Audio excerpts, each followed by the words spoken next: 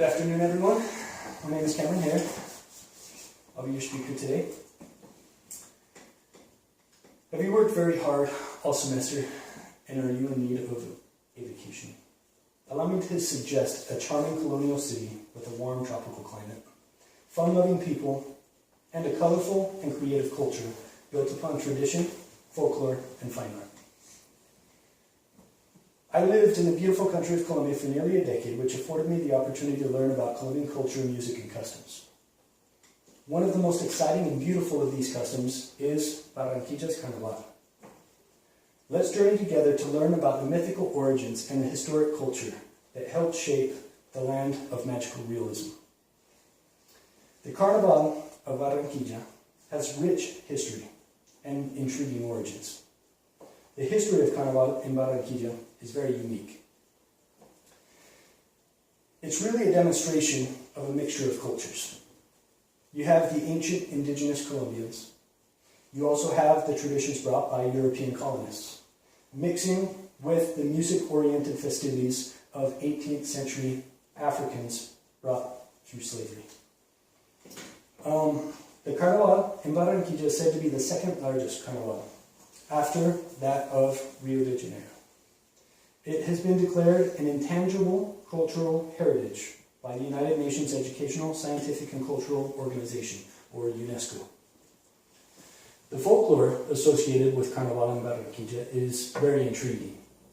They have some very colorful characters in this large parade. They have one character whose name is Marimonda. His elephant-like ears and trunk for a nose symbolizes the trickster that laughs and makes fun of others, often participates in clown-like ridicule of others as well as himself. It's more of a mythological creature symbolizing the trickster in the people of Barranquilla.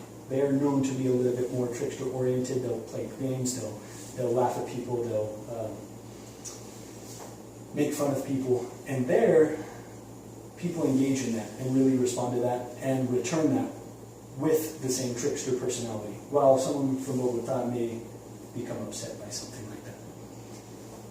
They have another character in the Carnaval. His name is Joselito Carnaval. He's a fun-loving, disorderly partier that indulges a little bit too much in the festivities. They often say that he dies from drinking too much alcohol as a result. So to finalize the Carnaval of Barranquilla, there's always a symbolic, albeit theatrical, comical procession, funeral procession for Joselito. This is really symbolic to show the sadness of the people that the festivities are now over. So there will be a theatrical, comical funeral where people will act as if they are the bride that he left behind, things like that. And they will get into character and actually be the crying widow with the casket rolling down the streets. And it really is a funeral procession. They'll be doing this all over the city. It's the final act of Carnaval. But Carnaval of Barranquilla is fine art in action. There are so many different aspects of fine arts taking place throughout the city during this time of the 4 days of Lent leading up to Ash Wednesday. The music of Carnaval in Barranquilla is mesmerizing.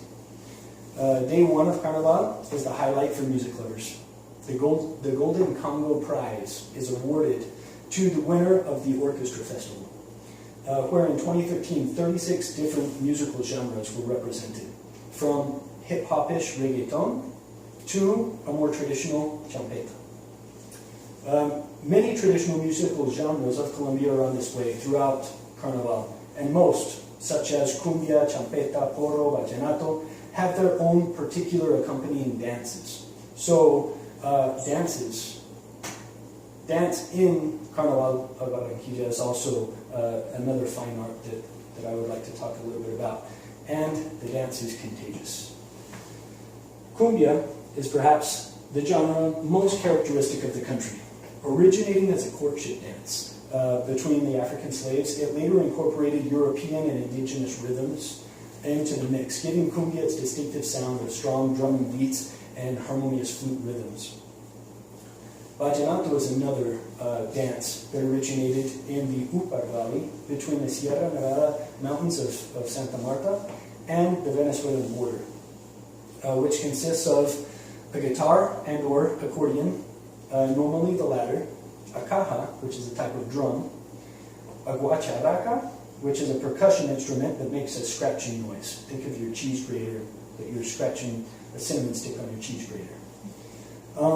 Some vallenatos may tell a story or legend. These are normally the older vallenatos, while other more modern vallenato songs may deal with the loss or gain or love of a woman. So technically it's kind of like Colombian country music. To conclude, Barranquilla's Carnival is a surreal experience, full of imagery, creativity, and culture. It's a great place to unwind, disconnect, and recharge yourself before returning to life as you know it. I would recommend this travel destination to anyone willing to venture into Dante's Eighth Circle for a spell. Thank you.